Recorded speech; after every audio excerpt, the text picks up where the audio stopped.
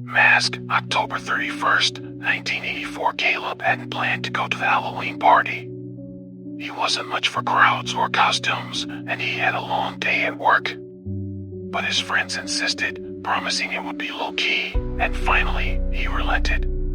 With only an hour to find something to wear, he wandered into a dusty old thrift shop on the edge of town, hoping to grab a last-minute mask or prop. He was about to give up when he saw it, a simple, white mask hanging from a hook in the back. It was smooth and expressionless, almost like porcelain, with hollow eye sockets that gave it a strangely lifelike quality. The shop was nearly empty, and the mask seemed to be the only thing there worth picking up. Caleb shrugged, grabbing it and heading to the counter.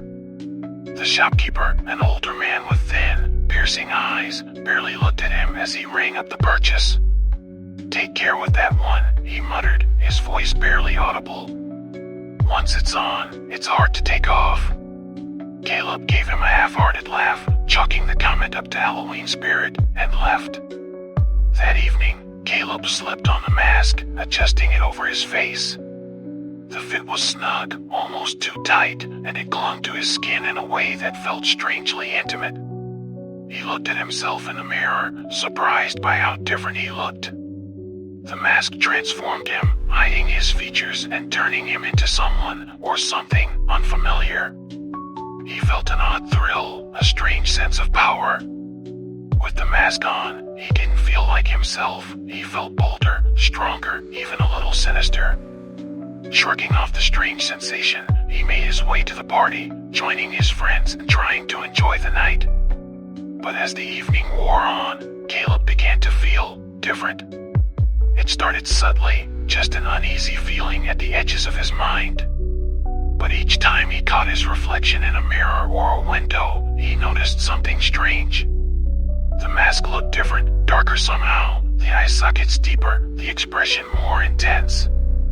In one reflection, he swore he saw the corners of the mask's mouth curving into a faint, unsettling smile.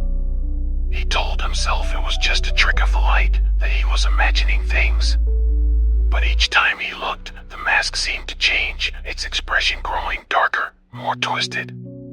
And each time, he felt a strange, almost magnetic pull, drawing him closer to his reflection, like the mask wanted him to stare, to see something he couldn't quite make out. As the night wore on, the feeling grew stronger. He started to feel trapped, the mask clinging to his skin, pressing down on him as if it were part of him.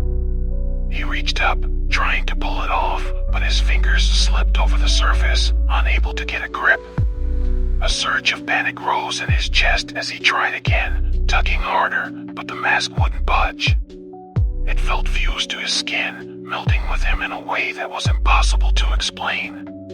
His friends noticed his agitation and asked if he was okay, but he brushed them off, pretending he was just feeling tired. The last thing he wanted was to cause a scene, to admit he was losing control. But as the party continued, the mask's grip on him tightened, wrapping around him like a second skin. He couldn't shake the feeling that the mask was somehow alive. Finally, unable to stand it any longer, Caleb left the party, stumbling through the empty streets toward his apartment. He needed to get the mask off, to pull it away from his skin, but no matter how hard he tried, it remained stuck, clinging to him with a cold, unyielding grip. He stumbled into his bathroom, flicking on the light and staring at his reflection. The mask stared back, but it looked wrong. The eye sockets were darker, almost as if there were something moving within them, something alive and watching him from behind the smooth, expressionless face. His heart pounded as he reached up, clawing at the edges, desperate to tear it away. But his fingers slipped, his nails scraping against the surface, leaving no mark, no sign that he was making any progress. And then he heard it. A faint whisper, soft and hollow, barely audible, like someone speaking from far away.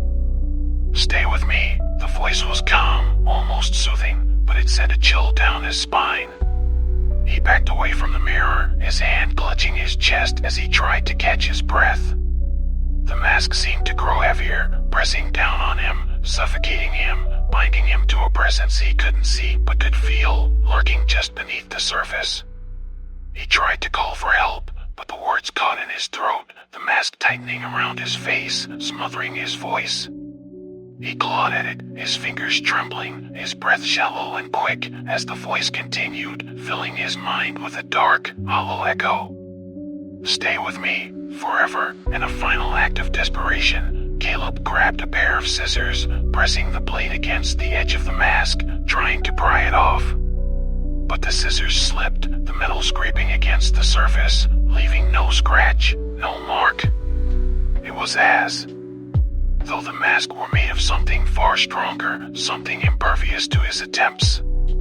And then, the mask began to shift. He watched in horror as the smooth surface rippled, the edges melting into his skin, becoming a part of him. He could feel it now, pressing against his flesh, seeping into his pores, fusing with him in a way that was both excruciating and hypnotic. The whisper grew louder, filling his mind, drowning out everything else. Stay with me, be mine. He stumbled backward, his vision blurring as he felt the mask wrapping around his mind, pulling him into a darkness he couldn't escape. His reflection stared back, hollow and lifeless, its eyes dark and empty, its mouth twisted into a mocking smile. And then he was gone. The next morning, Caleb's friends found his apartment door ajar. They entered, calling his name, but there was no answer. In the bathroom, they found him standing before the mirror, the mask still fused to his face, his eyes blank, empty, as though something inside him had been hollowed out, leaving only an empty shell. They tried to pull the mask off, but it wouldn't budge, clinging to him as though it were a part of him. And if you stand in front of that mirror now, you might see him, his reflection staring back with eyes that are not his own, trapped in a darkness he can never escape, his silent screams echoing in the